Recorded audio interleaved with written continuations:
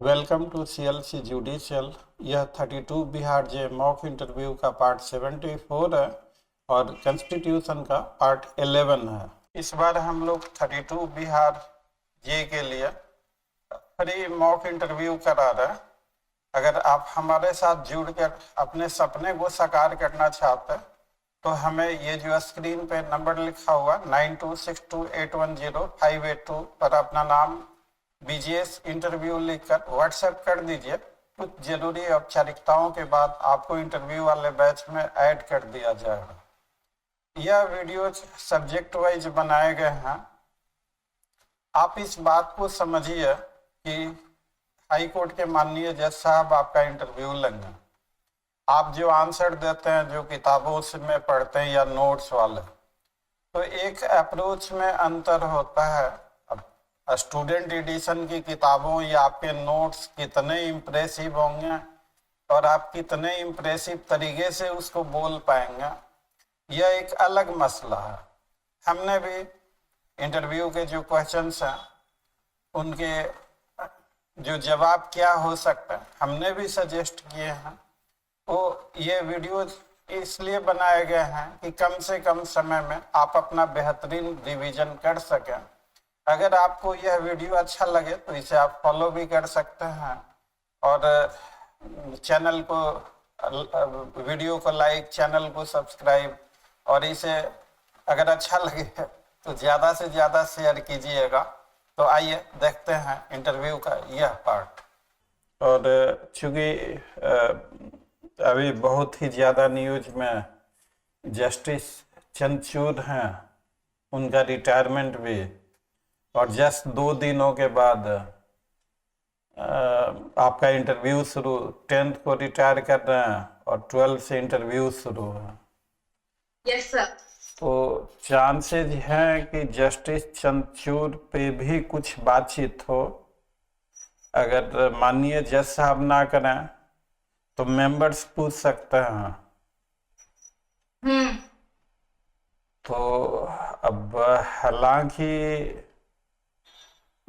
जो सबसे इम्पोर्टेंट चीज है, जो कि मैंने सोचा इस बारे में, अब ऐसे मनाही तो है नहीं कि नहीं पूछेंगे। अब पूछने को, चूंकि आप देखेंगे मीडिया कवरेज से लेके और सारी चीजें, यस सर। तो अब फेयरवेल के बाद या रिटायरमेंट के बाद आप वहाँ इंटरव्यू दे रहे हैं, वहाँ भी एक हाई कोर्ट के जज साहब के सामने दे रहे हैं इंटरव्यू। पहली बात कि ऐसे क्वेश्चन ना पूछे जाए तो ज़्यादा अच्छा है, क्योंकि ऐसे सवाल पटना हाई कोर्ट की एक जस्टिस अंजना प्रकाश, वो प्रैक्टिस कर रही हैं अभी सुप्रीम कोर्ट में, तो उन्होंने भी काफ़ी कुछ बोला। और जब भी आप न्यूज खोलेंगे, सोशल मीडिया देखेंगे, तो बहुत तरह के लोगों के बयान आ रहे हैं। तो आपको यह ध्यान देना है कि अभी आप जज नहीं बने हैं और आप अपना कोई पर्सनल ओपिनियन, आप जज बनने जा रहे हैं। You may disagree, you may agree. आपसे वो पूछते हैं कि नहीं, एज ए सिटीजन आप क्या सोचते हैं, तो और आप वहाँ सिटीजन बन जाएं, तो कहने का मतलब है कि शालीनता से, और वो शालीनता आप देखिए आजकल everything, each and everything is politically divided. Kapil Sibal, Congressy leader. Kapil Sibal is the now presently president Supreme Court Bar Association, and he is the most critic of CJI Chandrachud। आप दवे का देखिए, बहुत सारे लोगों ने, सबने शिकायत ही करी है सोशल मीडिया पे। लोगों का कहना है कि उन्होंने लॉजिकल एंड तक कोई भी फैसला नहीं दिया, मीडिया में बने रहने का उनको कंपल मतलब obsess with media news. PM को गणेश चतुर्थी पे इनवाइट करना से लेके महाराष्ट्र असेंबली का केस जब शिवसेना 2 भागों में बटी थी। What is collective democracy? Defection is the example of you cannot vote contrary to the party whip। अगर पार्टी के दिशा निर्देशों को आप नहीं मानते हैं तो डेट इज डिफेक्शन, कोई इंस्ट्रक्शन नहीं मानते हैं। तो though we do not have any specific constitutional provision, our constitution is silent upon party system, but into the defection law it talks of the party.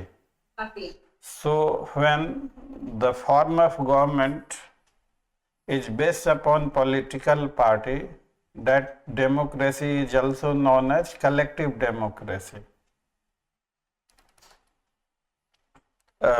So please repeat करेंगे? The form of the government is based upon party system,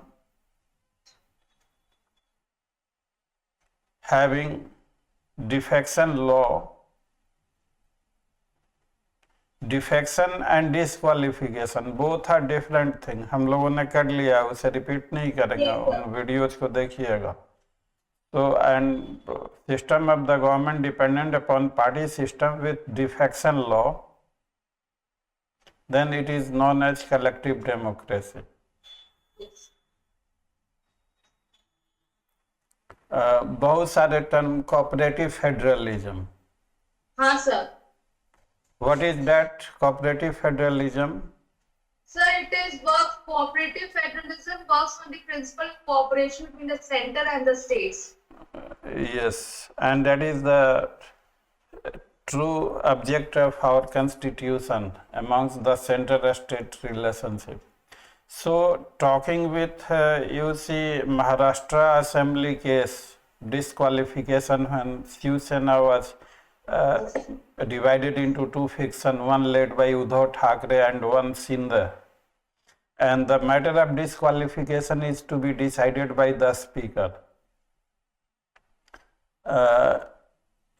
CGI intervened but did not give any logical conclusion. Either Manipur issue, government को warning दे कि either you do or we will do it, but कुछ उसका logical and नहीं निकल पाया। This electoral bond SIT के लिए लोग गए कि जब electoral bond itself is illegal तो इसका जो स्कैम हुआ उसे जांच कीजिए, मना कर दिया। तो और अब जैसे अभी रिसेंटली अजीज पाशा का एक जजमेंट था, एंड दिस इज और जो आपके वाइस चांसलर हैं फैजान मुस्तफ़ा अभी, तो at that time he was registrar Aligarh Muslim university, उन्हीं के नाम से ये केस भी फाइल है। AMU versus AMU through its registrar Faizan Mustafa versus Naresh Agarwal, ये जो जजमेंट आया कल, तो उसमें द क्वेश्चन वाज प्रीवियसली अब now whether an institution is minority institution or not, what is the test?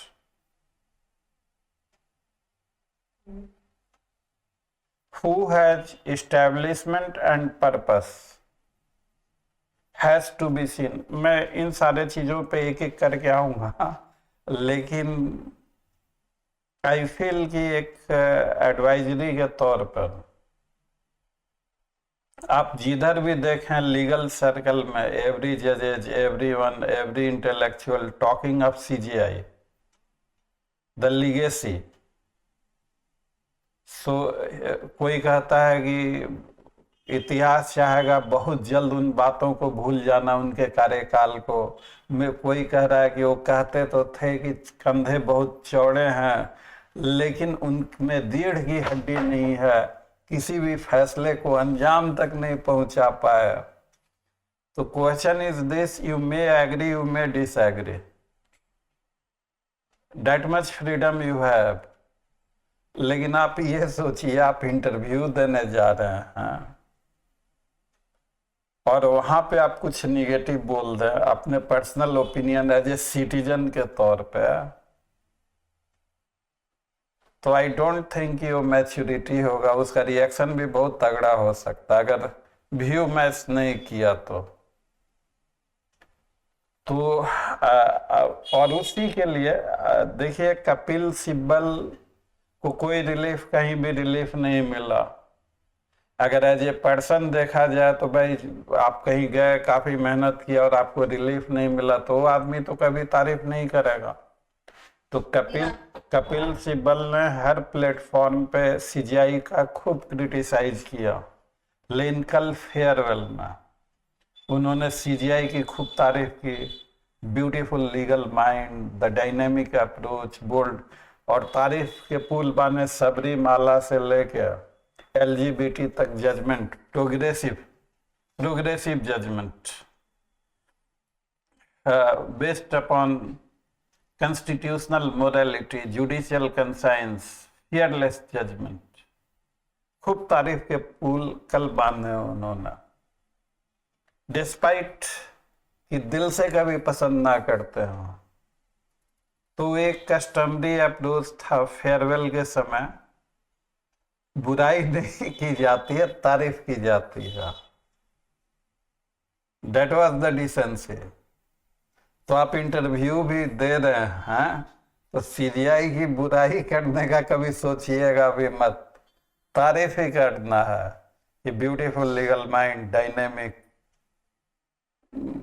अब इसके भी अब हो सकता है कि आपका इंटरव्यू लिया जाए तो वो मेंबर सीजीआई के खिलाफ हो, मतलब जो भी पसंद और नापसंद कहने की बात है। आजकल तो बात पसंद नहीं आता तो लोगों की लड़ाइयाँ हो जाती हैं। हम लोगों ने भी ग्रुप बनाया था, ग्रुप डिस्कशन के लिए, कुछ ग्रुप में लड़ाइयाँ भी हुई कि तुमको नहीं आता तो तुमको नहीं आता तो तुम तेज हो। तो ऐसे भी अब क्वेश्चन इज दिस कि वहाँ पे इंटरव्यू में कुछ ऐसा पूछा जाए और वो कहें कि व्यक्तिगत तौर पे, तो आप व्यक्तिगत तौर पे ऐसा कुछ, मतलब उस ट्रैप में आप खुद भी सोचिए कि अभी आप जज नहीं बने हैं और सीजीआई तक को लपेट रहे हैं, तो इतना भी बोल्ड पर्सनालिटी नहीं बनाना है आपको। मेरे कहने का मतलब है कि आपका जो अप्रोच है कि चारों तरफ उनकी तारीफ हो रही है, अच्छे जजमेंट पास किए उन्होंने यहाँ तक कहा कि कंधे बहुत चौड़े हैं, तो उन्होंने यहाँ तक शब्द इस्तेमाल किया कि this is murder of democracy. उस वाले जब वोट से पंजाब वाले में मर्डर ऑफ डेमोक्रेसी, लेकिन किया गया कुछ भी नहीं किया। लोग करे ये कहते थे कंधे चौड़े हैं लेकिन रीढ़ की हड्डी नहीं है इनमें। मतलब आप देख, तरह तरह के क्रिटिसिज्म आ रहे हैं, तो वहां पे आपको क्रिटिसिज्म नहीं करना है, किसी भी तरह से क्रिटिसिज्म नहीं करना है। जिस तरह से कपिल सिब्बल ने तारीफ किया कल के फेयरवेल स्पीच में, उसी तरह से अब उतना भी नहीं लेकिन थोड़ा सा रीजनेबल बैलेंस होके चलना है। हो सकता है कि आप भी politically, who is not political, हर कोई पॉलिटिकली डिवाइडेड है। I have also my political preference, everybody has political preference. और तो लेकिन इंटरव्यू बड़ा सोच समझ के, आपका इंटरव्यू बहुत अच्छा हो गया और एक क्वेश्चन पे भी आपका इंटरव्यू खराब हो सकता, तो इसलिए सावधानी रखना। We would start section 26, section 26 बोल रहा हूँ मैं। अरे कॉन्स्टी कर रहे हैं ना हम लोग, आर्टिकल 25 हो गया था ना? Yes sir. अब now coming to Article 26. What is that? Freedom to manage religious affairs.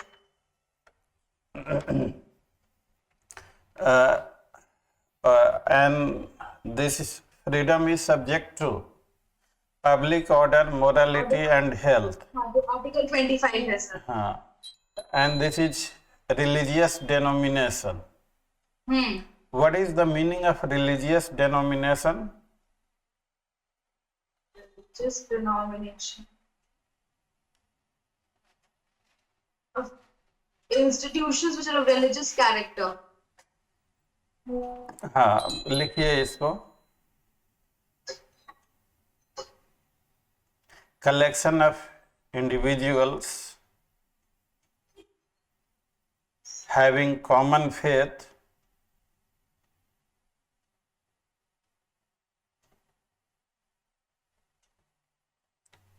and organization designated by a distinctive name.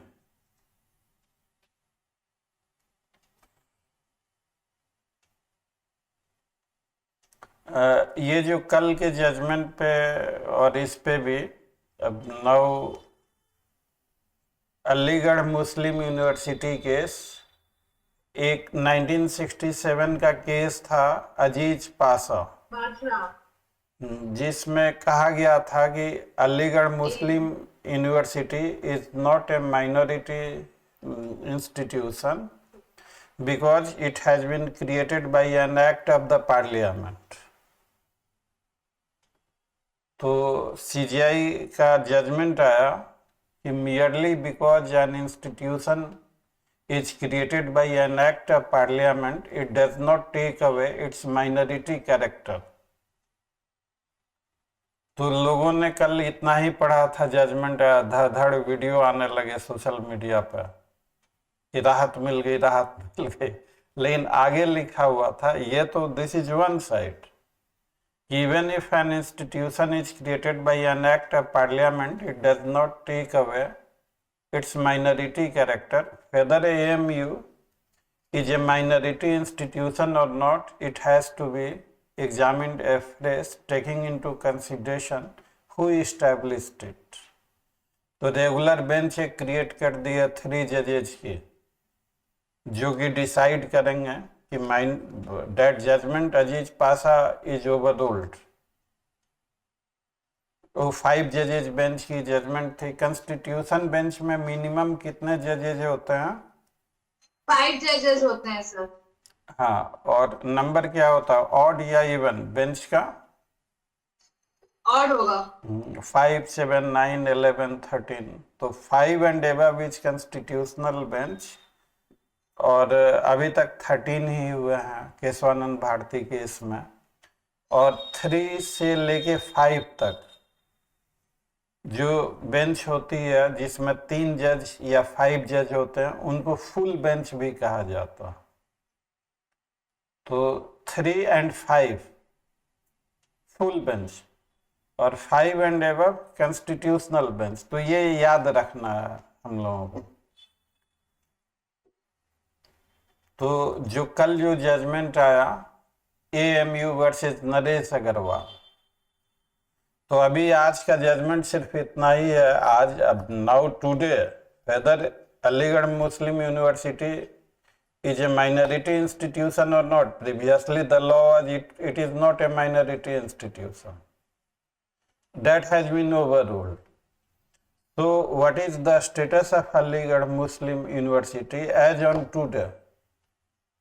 It is not decided, and when the bench is constituted, it is decided, then it would be clear that whether it can be treated as a minority institution or not. तो ये याद रखना है, क्योंकि और हो सकता है कि बहुत सारे लड़के AMU से भी हो कैंडिडेट, तो चांसेस है उनसे पूछ दिया जाए जो AMU से हैं. तो रिलीजियस डेनोमिनेशन का टेस्ट भी बताया गया था कि तीन इसेंशियल्स हैं रिलीजियस डिनोमिनेशन के। केस लॉ नहीं याद रखना कि number 1 collection of individuals, number 2 common organisation and common faith, and number 3 distinctive name. तो इनको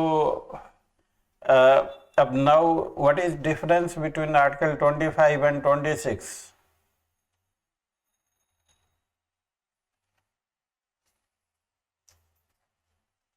सर आर्टिकल 25 बस रिलीजन की बात करता है, 26 रिलीजियस डिनोमिनेशंस की बात करता है। ऐसे ही बोलेंगे इंटरव्यू में। Article 25 is available to individual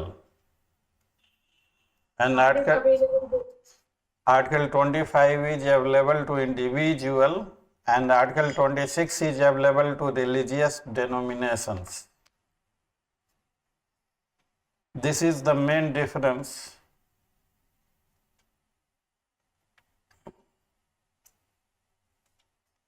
article 25 जो है it grants freedom of conscience, right to profess, practice and propagate religion.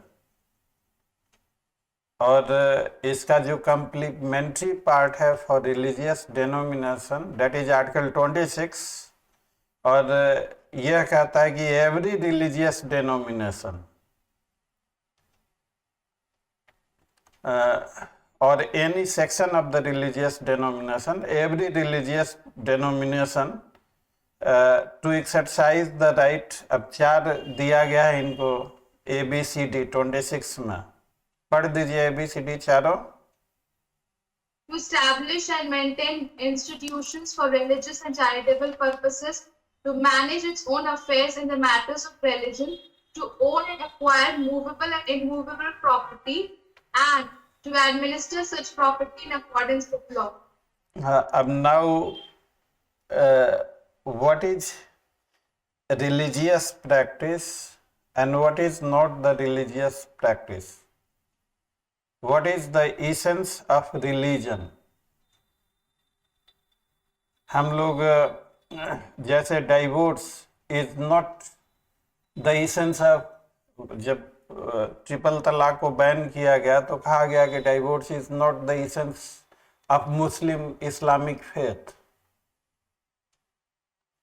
अब now if something is essence of religion, then that religious institution shall have right to manage its own affairs. Sabarimala temple,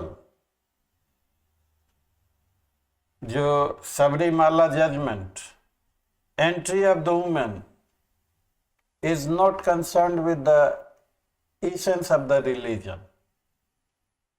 सो ये थोड़ा बड़ा deep question होगा कि what is the essence of religion.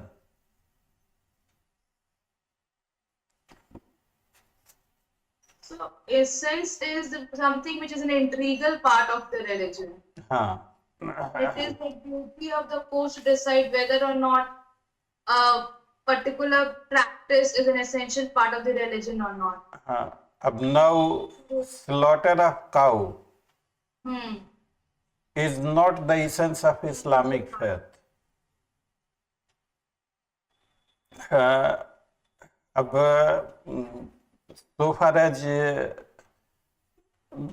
deep spiritual faith, the matter with the deep spiritual faith or belief is normally the essence of the religion and rest is not.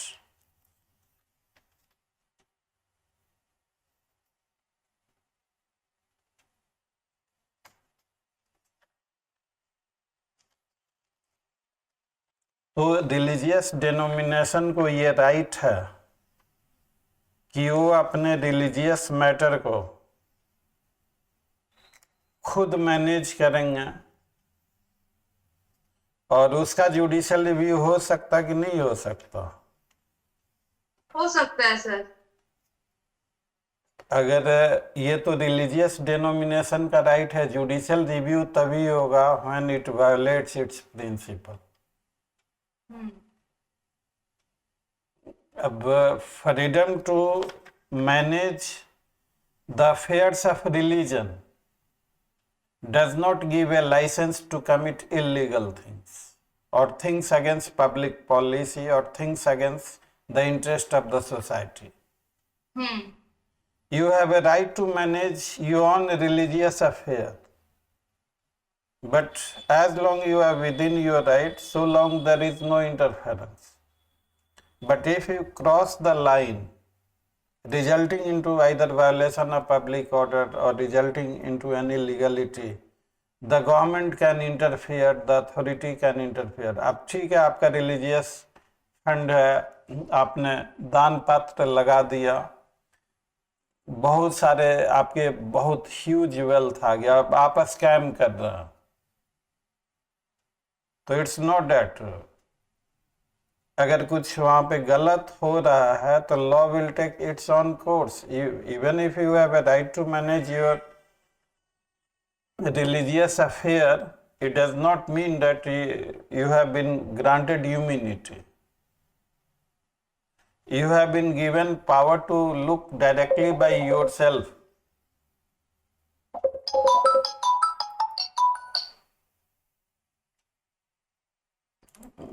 You have been given power directly to look by yourself the affairs and matters of the religion, but within the limit. That right is not absolute because it begins with subject to public order, morality, health.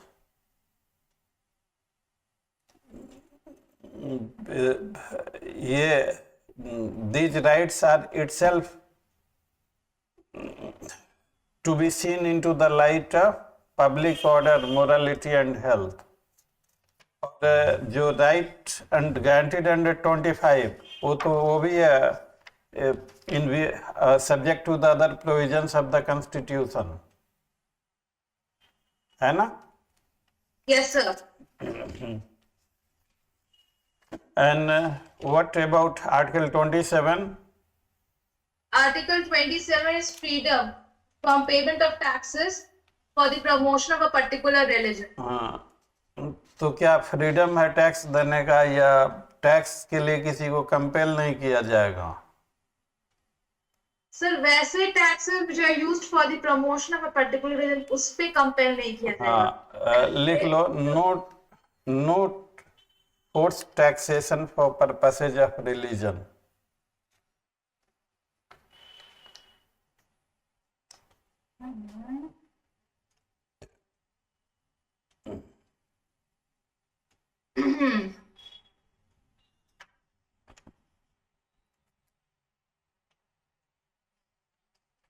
और 28 क्या कहता है?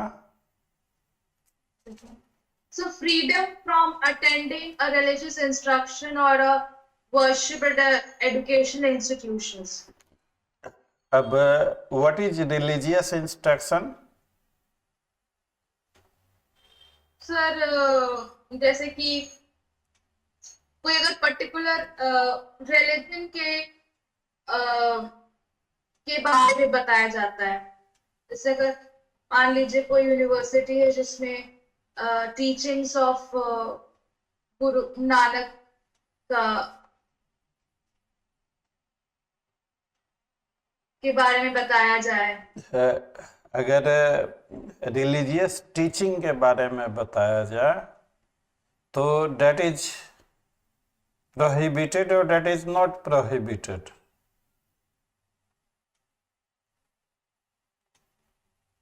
सबको attend करने की इसकी जरूरत नहीं है। ये academic study of the life of great saint वो रिलीजियस प्रैक्टिस है या नहीं है? जैसे गुरु नानक के लाइफ के को स्टडी करना, महावीर का रिलीजियस प्रैक्टिस है सर, ये रिलीजियस प्रैक्टिस है।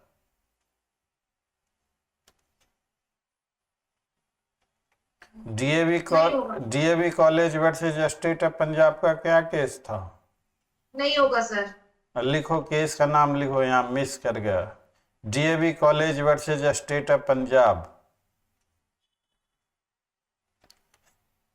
DAV College versus State of Punjab.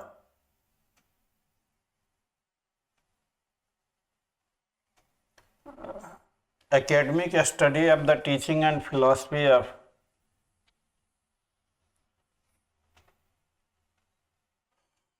academic study of teaching and philosophy of any great saint of India is not the religious instruction.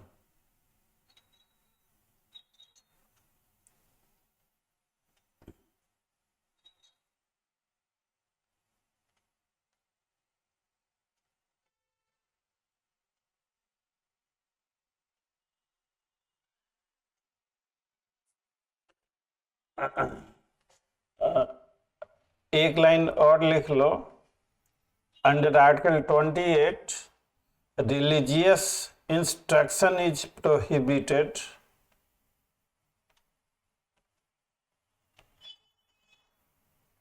not the moral education is prohibited.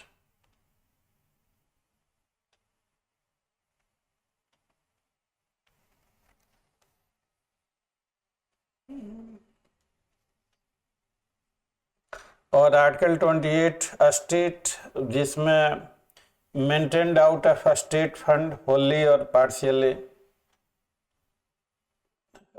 Article 29 क्या कहता है? Cultural and educational right, किसके बारे में?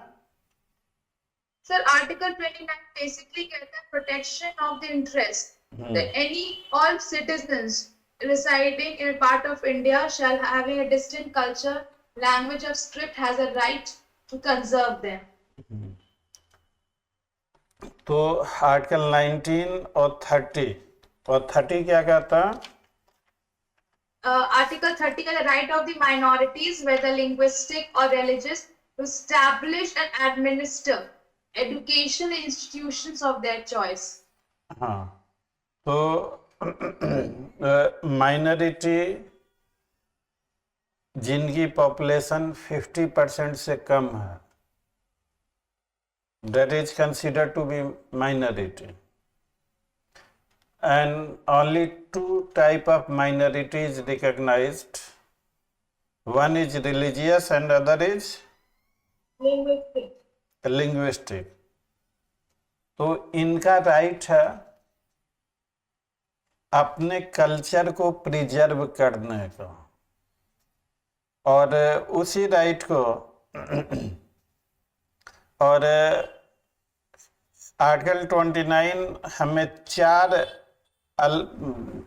ये article 29 और 30 दोनों को अगर हम पढ़ेंगे तो 4 बहुत ही वाइटल राइट मिलते हैं। और ये लिखो एक दो line on reading together article 29 and 30।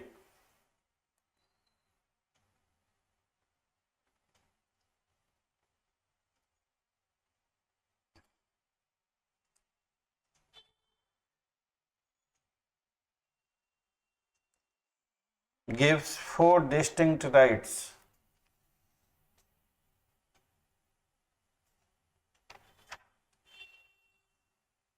पहला,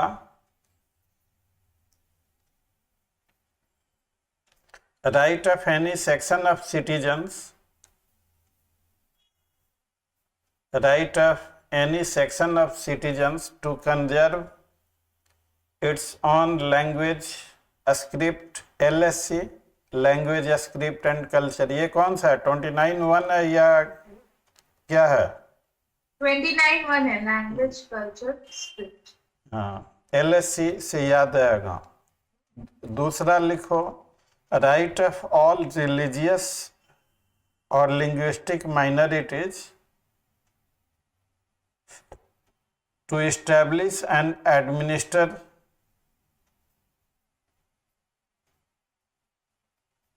educational institution of their choice.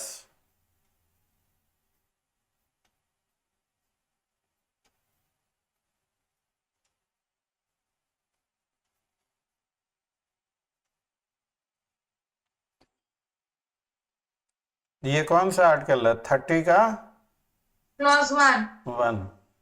तीसरा राइट लिखो, which is very vital. Right of an educational institution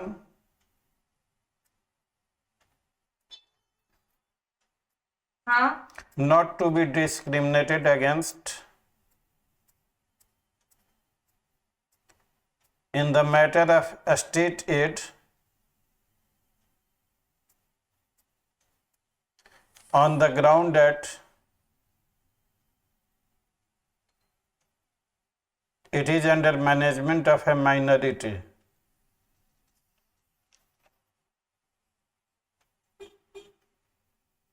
ये कहाँ पे ये बात लिखी हुई है? 30 clause 2. हाँ, ब्रैकेट में लिख लो 30 clause 2. Yes, sir. और चौथा लिखो, right of citizen not to be denied admission.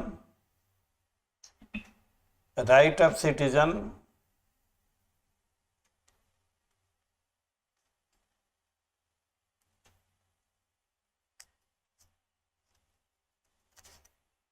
right of citizen not to be denied admission into a state maintained or a state aided educational institution on the ground of religion, race, caste or language.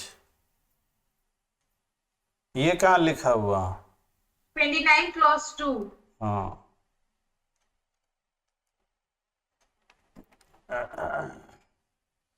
तो अब जैसे कि कोई भी कोई cultural minority if it wants to preserve its language, script और culture, तो state जो है उसको डिस्टर्ब नहीं करेगा. और ये article 29 any section of citizens को अवेलेबल है. और माइनॉरिटी कम्युनिटी जो है effectively conserve its language through educational institution. और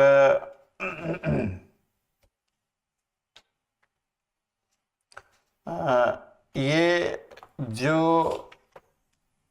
29 का जो क्लॉज 2 है उसका आर्टिकल 15 से भी कोई कनेक्शन है? हाँ सर, आर्टिकल 15 कहता है कि prohibition of discrimination on ground of religion, race, caste, sex. तो जो 29(2) that is in consonance with article 15 also. और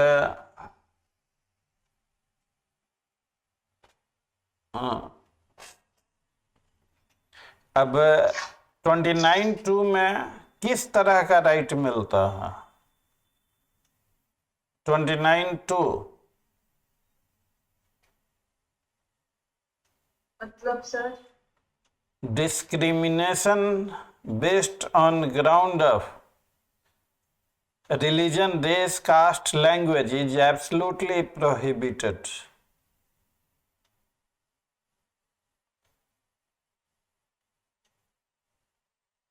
(29)(2) applies against minority and non-minorities both. Sir citizen लिखा है तो नॉन माइनॉरिटी के ऊपर नॉन माइनॉरिटीज सिटीजन में नहीं आएंगे, मेजोरिटी हो जाएगा. नॉन माइनॉरिटी सिटीजन नहीं होंगे. होंगे सर, इसलिए तो बोला कि सिटीजन लिखा है तो नॉन माइनॉरिटीज को भी इंक्लूड करेंगे. हाँ हाँ हाँ.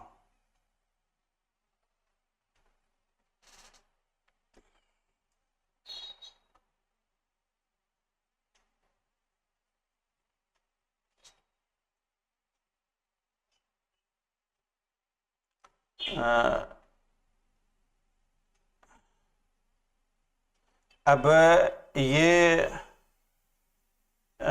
Can minority institution give preference to candidate belonging to their own community?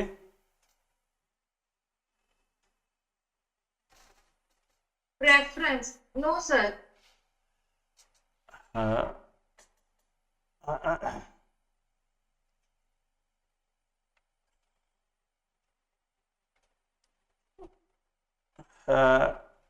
दो केस लिख लो यहाँ पे, Saint Stephen's College versus University of Delhi, preference given to minority candidate in their own institution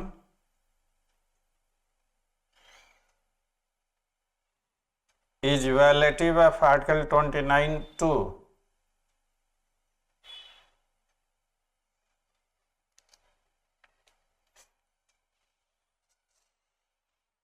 supreme court ने बहुत अच्छी बात इस केस में कही थी, सच preference is an institutional discrimination.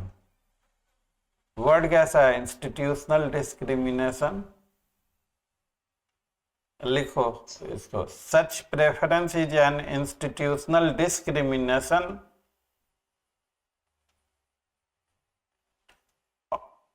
On the ground of religion.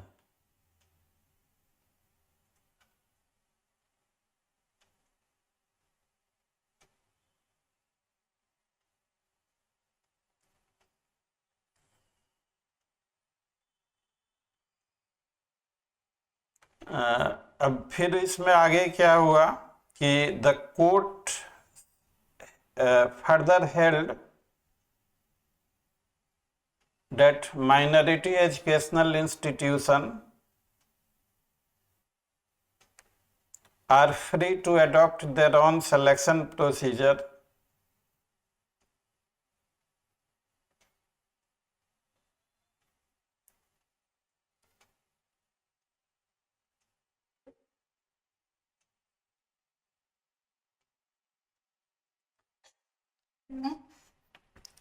एक केस पढ़ा होगा TMA pi foundation versus state of Karnataka. कितने जज थे इसमें?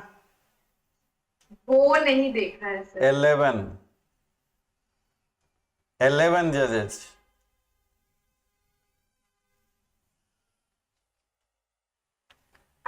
TMA pi foundation versus state of Karnataka. तो सेंट स्टीफन में कह दिया गया कि अपना सिलेक्शन प्रोसीजर रख सकते हैं और 50% सीट रिजर्व कर सकता हूं, सेंट स्टीफन केस में। और टीएमए वाले केस में कह दिया गया कि ये 50% वुड नॉट बी प्रॉपर और state should arrive at the percentage of reservation for minority student by properly balancing the interest of all.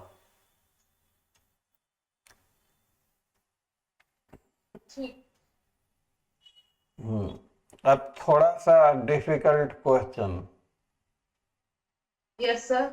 What is difference between article 15(1) and 29(2)?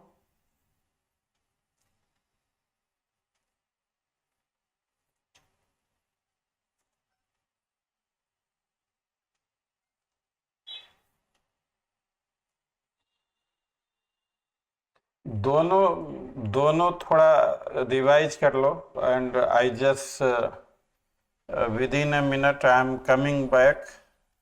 और 15 ये पूछा हुआ क्वेश्चन है, 15(1) और 29(2) और 15(4) और 29(2) ये दोनों करना है। लिख लो 15(1), 29(2). उनको पता है कि स्टूडेंट यहाँ पे जिन्होंने रट्टा मारा वो फंसेंगे यहाँ पे, तो ये पूछा जाता है इससे। 15(1), 29(2) और 15(4), 29(2) ये दोनों देखो और जस्ट मैं आके डिक्टेट करवा दूंगा। आया बस एक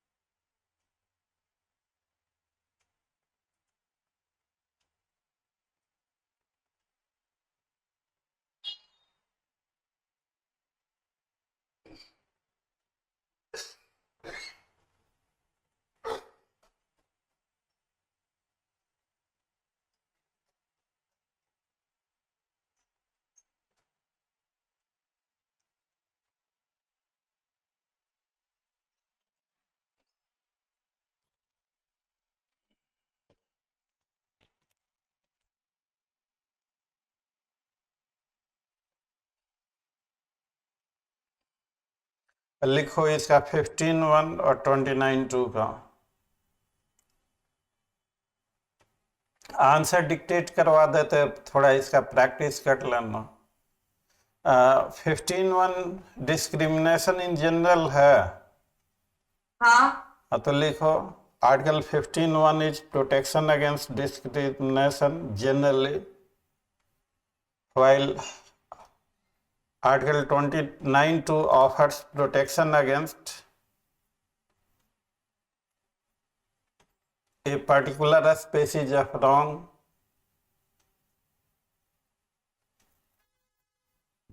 namely सर अपनी जगह provides protection. against a particular species of wrong, namely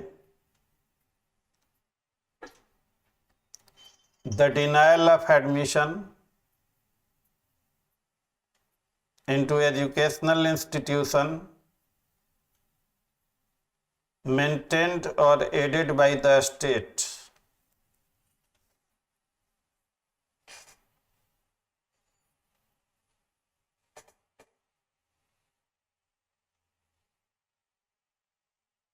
दूसरा डिफरेंस लिखो, article 15(1) is available against the state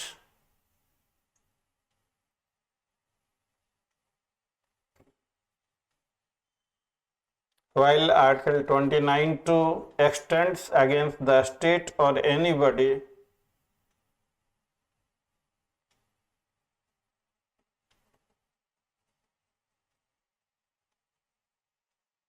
who denies the right conferred by it. 15(1) सिर्फ स्टेट के खिलाफ एप्लीकेबल है। सर वही सोच रहे थे। 29(2) against a state or anybody who denies that right. Yes sir.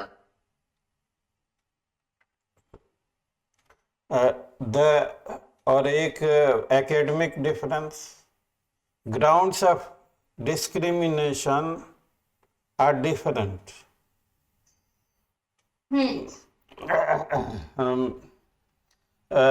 जो लैंग्वेज जो है 15(1) में मेंशन्ड है,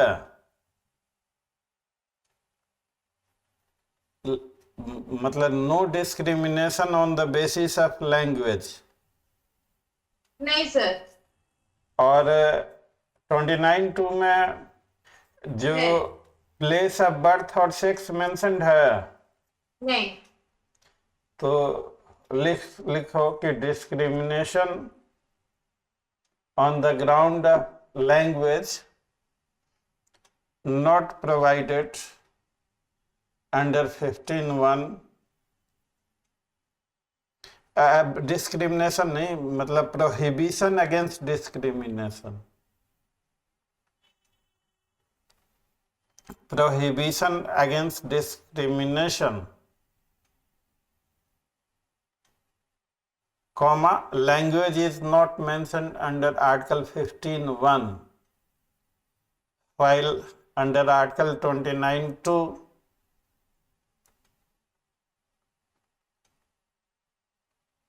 the word place of birth and sex is not mentioned.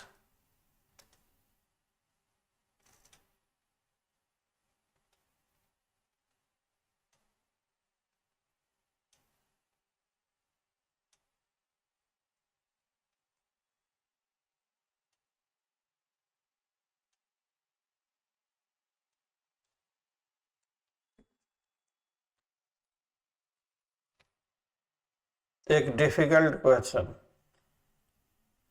15(4) और 19(2) में 15(4) और 29(2) में कंफ्लिक्ट होगा तो कौन प्रिवेल करेगा?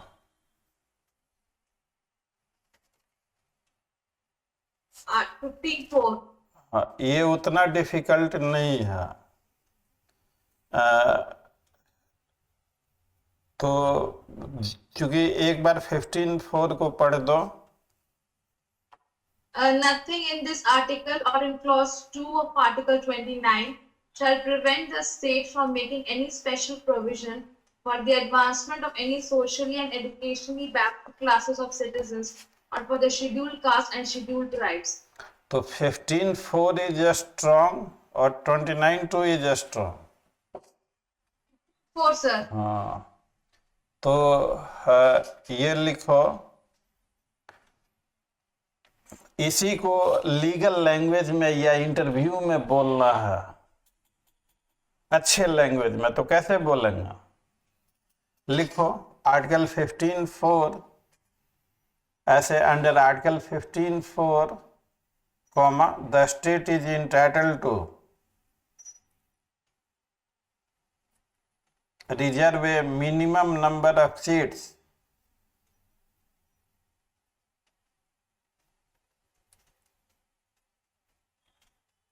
for members of backward classes notwithstanding Article 29(2).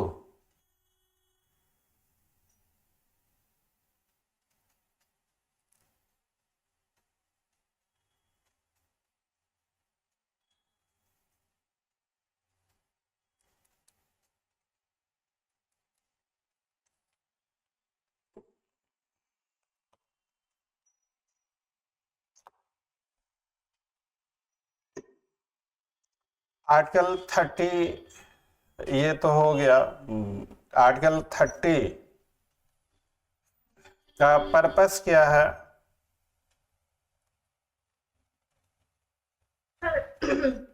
The purpose is to give the minorities a right, a sense of security and a feeling of confidence. अब देखिए, एक चीज हम लोग को विचार करना चाहिए, नॉलेज इज नेवर बैड। जब कभी टाइम मिला, तो जब खाली टाइम हो, तो जब देश का बंटवारा हुआ, डोमिनियन ऑफ इंडिया और डोमिनियन ऑफ पाकिस्तान, तो दो ही independent state.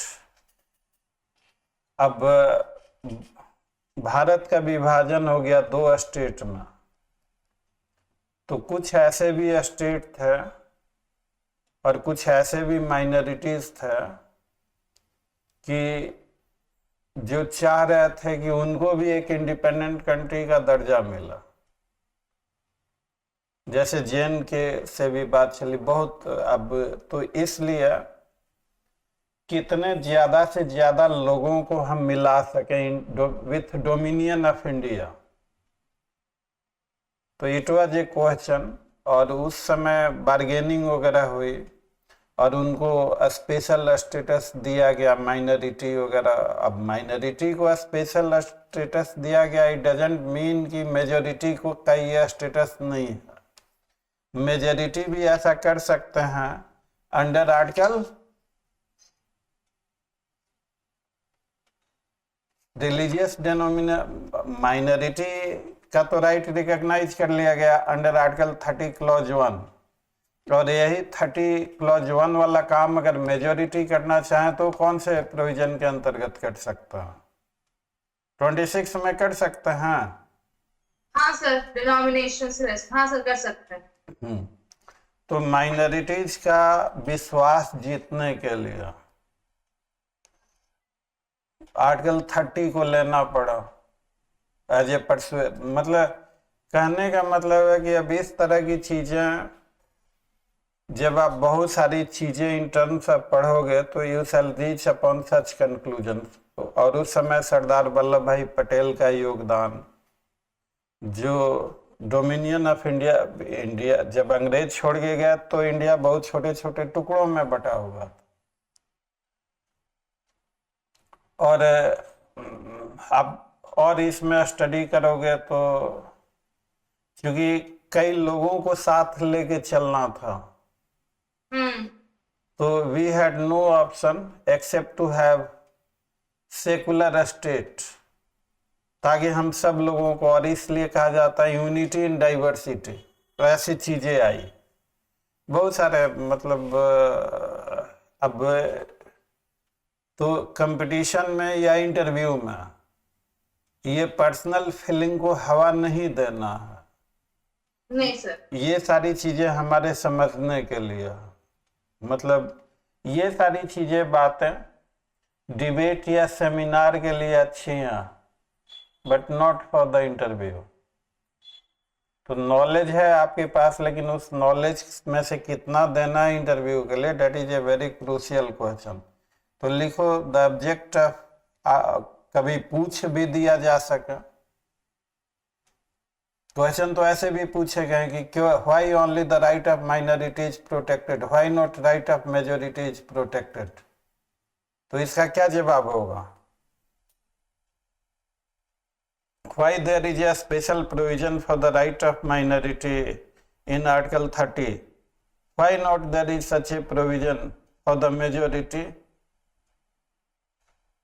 Because minorities deserve protection. Majority का भी है same right under Article 26.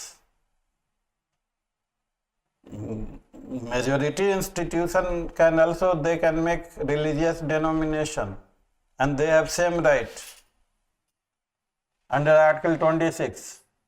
आपको लपेटेंगे वहां पर, मतलब कुछ ना कुछ डीप में जाएंगे। तो यह कहना it is a total fallacy that majority does not have the such right. मैं अगर पूछूं कि मेजोरिटी को राइट है या नहीं, आर्टिकल 26 क्या क्या देता है उनको? जितना आर्टिकल 26 देता है उतना आर्टिकल 30 दे रहा है? नहीं सर। आर्टिकल 26 तो 4 राइट दे रहा, 4 राइट दे रहे। ABCD article 26 read that. तो मतलब आपको वहां पे, अब ऐसा नहीं है कि आपसे स्टार्टिंग में ही ऐसा क्वेश्चन हो जाएगा। ये थोड़ा डीप अंडरस्टैंडिंग का, डीप तो नहीं कहा जा सकता, अरे बहुत दिनों से लोग ये सब नहीं जानेंगे तो फिर कॉन्स्टिट्यूशन में क्या जानेंगे? ये सब बहुत जरूरी है। As a student of law, जज बनने जा रहे हैं, इन सारे चीजों का पता होना चाहिए। तो पॉलिटिकल इस तरह के कमेंट वगैरह आते हैं और ऐसा लगता है कि भाई माइनॉरिटी को दिया गया है स्पेशल स्टेटस, दिया गया है, आर्टिकल 31 दिया गया है उनको, तो क्यों माइनॉरिटी को दिया गया, हमको भी क्यों नहीं दिया गया?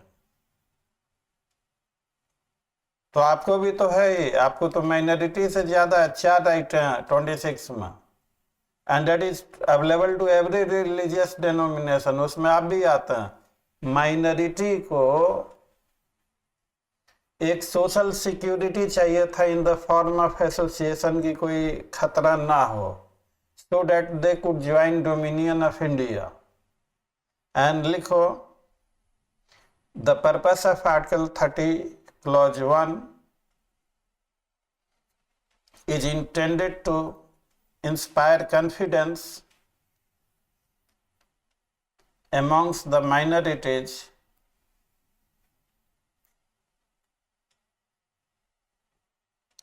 against any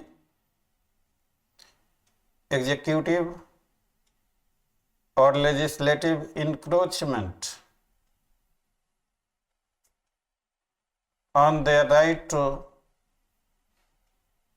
establish and administer educational institution of their choice.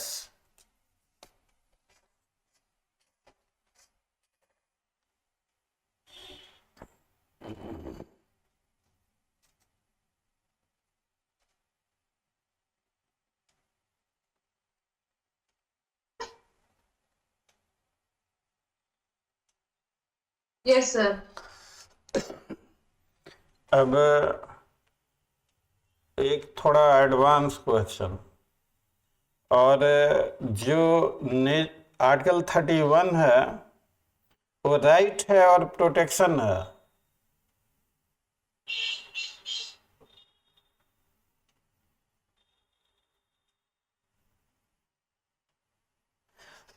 लिखना तो राइट है sir. but it is into the nature of protection against executive and legislative encroachment.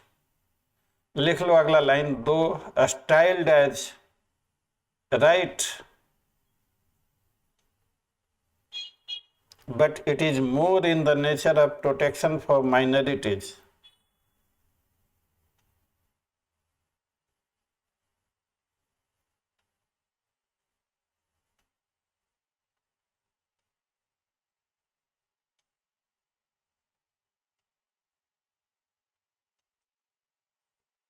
Article 19(6) क्या है?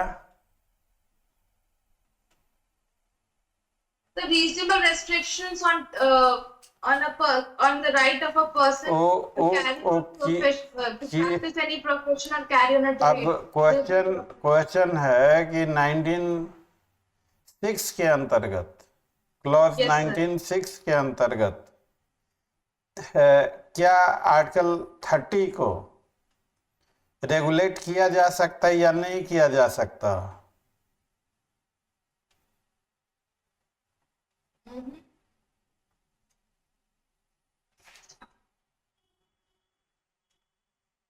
This is the question. Whether restriction under Article 19(6)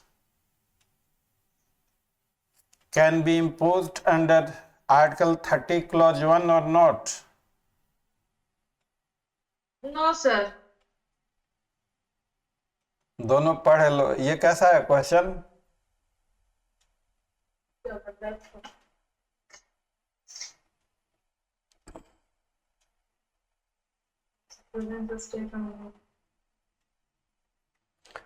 article 30 में कहीं भी लिखा हुआ सब्जेक्ट टू और नहीं सर। तो article 19(6) can not be invoked, लिखो। Article 19(6) can not be invoked to regulate. Article 19(6) cannot be invoked to control Article 30.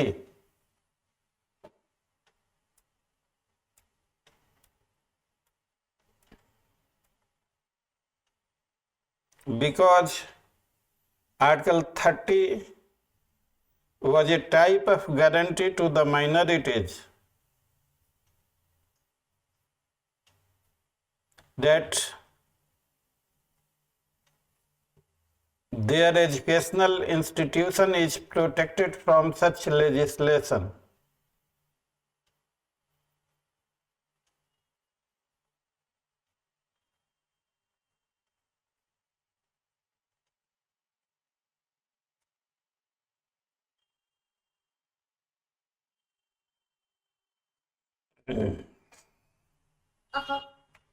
One A बीच में है कि उनकी प्रॉपर्टी को 1A पढ़ दीजिए। In making any law providing for the compulsory acquisition of any property of an educational institution established and administered by a minority referred to in clause 1, the state shall ensure that the amount fixed by or determined under law for the acquisition of such property is such as would not restrict or abrogate the right guaranteed under that clause. तो ये 1A लाया गया और कहा गया कि अगर acquisition होता है माइनॉरिटी एजुकेशनल इंस्टीट्यूशन के प्रॉपर्टी को, तो उन्हें एडिक्वेट अमाउंट कंपेंसेशन के तौर पे दिया जाएगा, सो डैट उनका राइट रिस्ट्रिक्ट या एब्रोगेट ना हो। इसको नोट डाउन कर लो, 1A। Yes sir.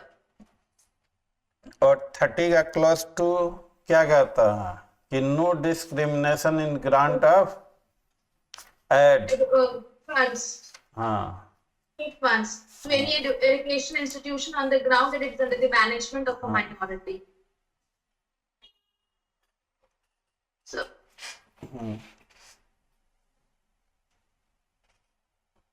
लेकिन डिस्पाइट दैट कुछ रीजनेबल रेगुलेशंस लगाए जा सकते हैं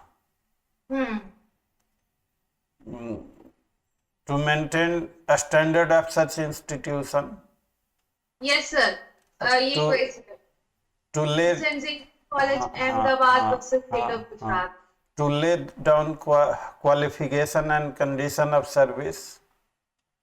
अब माइनॉरिटी इंस्टीट्यूशन है तो इसका ये मतलब थोड़ा है कि वहाँ जो प्रोफेसर पढ़ा रहे हैं उनको आप सैलरी मत दीजिए, that would be hit by minimum wages act. Yes, sir. अभी to also to prevent anti national activity.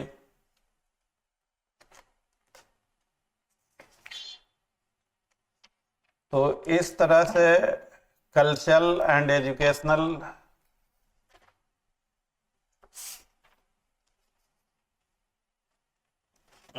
जो कॉन्स्टी में ये टॉपिक बच रहा था हम लोगों का, अब इससे ज्यादा नहीं करना इंटरव्यू पर्पस से। थोड़ा सा ये डीप लेवल नहीं होगा, हल्का सा। तुम्हारा कैमरा नीचे हो गया। हाँ, अब